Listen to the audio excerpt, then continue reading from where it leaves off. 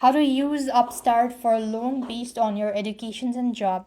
Upstart uses an AI-driven model that looks beyond your credit scores, specifically weighing your education and job history to determine your financial potential.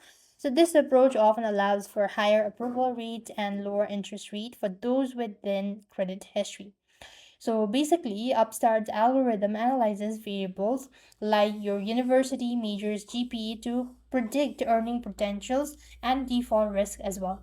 Now, instead of just looking at the current income, the system evaluates your employability by running stimulants of expected future income against expenses as well.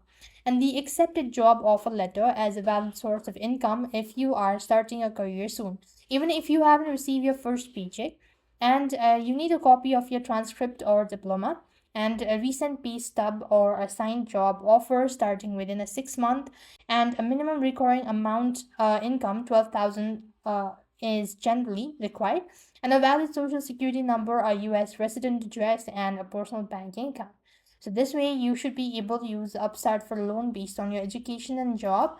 I hope the video was helpful. Make sure to like, share, and subscribe. Thank you for watching. See you in the next video.